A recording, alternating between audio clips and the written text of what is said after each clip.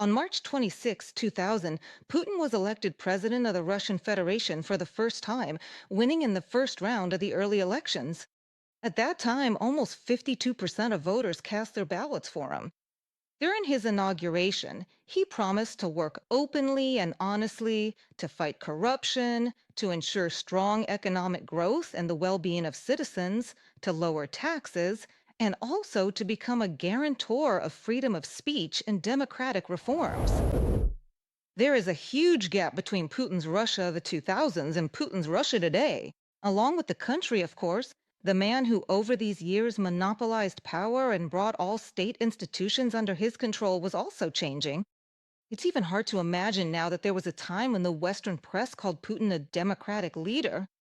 But he showed his true colors very quickly, and soon the headlines were using other descriptions: unscrupulous politician, usurper, bloody dictator.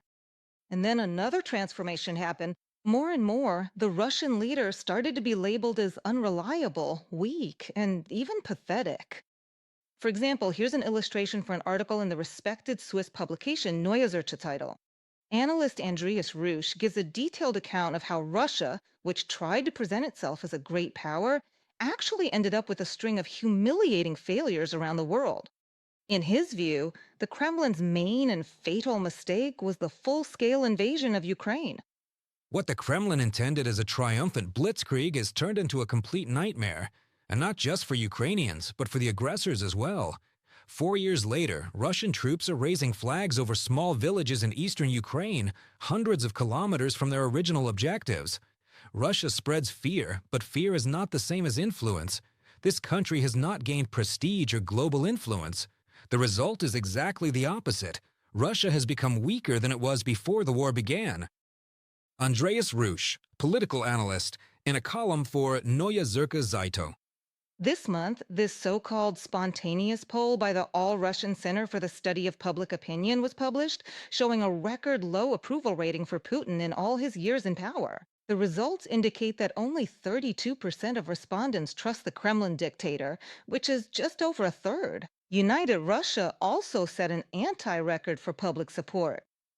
6 months before the elections, only 31% of voters are ready to cast their ballots for him. By the way, you won't find this poll on the official website of VTS-IOM anymore. It was taken down very quickly.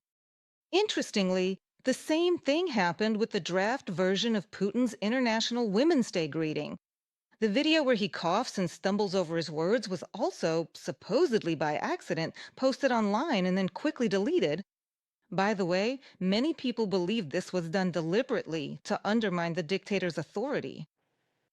These two news events, the embarrassing video and the poll results, could only have been orchestrated administratively at the very top. For example, by someone like Kiriyenko, or for a lot of money from some oligarchs.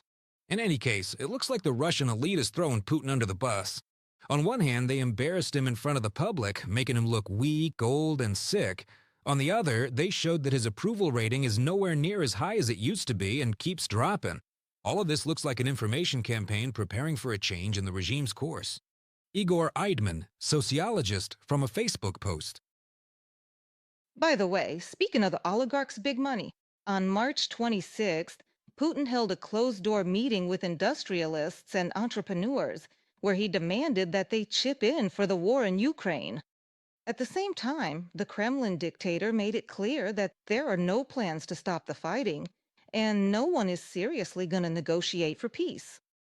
Over the years of Putin's rule, most of Russia's oligarchs have long since become his silent accomplices.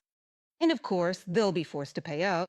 Despite rising interest rates, a sharp economic slowdown, and most industrial sectors sliding into recession, the system Putin has built over 26 years operates simply and harshly. Either you play by the Kremlin's rules and fund its decisions, or you risk losing everything.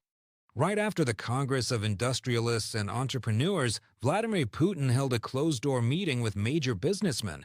The content of such meetings is usually not disclosed, and since the start of the war, even the list of participants has been classified. According to one source, the idea to shake down business during a difficult time for the country came from the head of Rosneft, Igor Sechin, who had outlined it in a letter to Vladimir Putin the day before. As a mechanism for raising funds, the letter proposed issuing war bonds.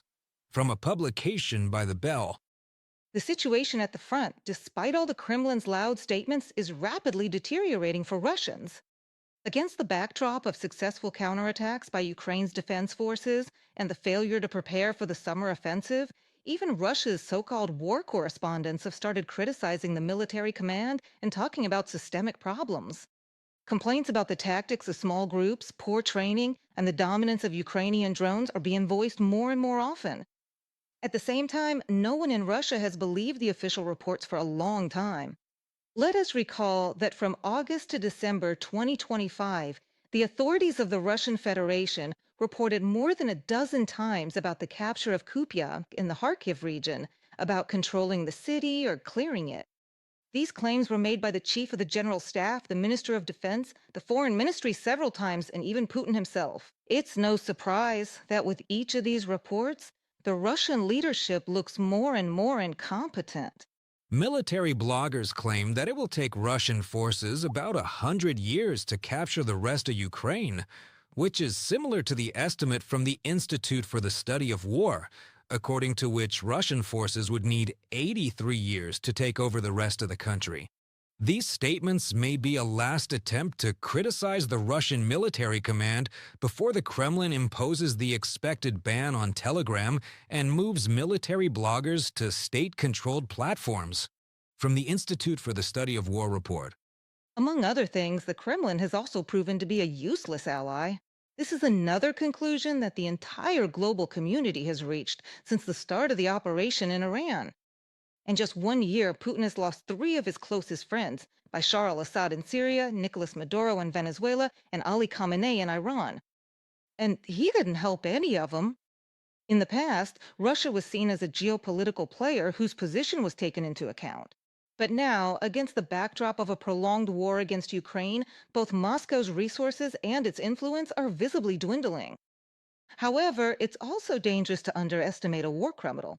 As British Prime Minister Keir Starmer stated at the Joint Expeditionary Force Summit in Helsinki, Russia is not capable of winning the war against Ukraine, but the threat posed by the aggressor country has not disappeared. The threat from Russia in the north and east still remains, and that's why it's important that we're speaking openly about it here. In fact, this threat has even grown, and we all know very well what kind of impact it has on our security, our economy, and the cost of living for our families. Putin is rubbing his hands together, recalling the Gulf War and the rise in oil prices.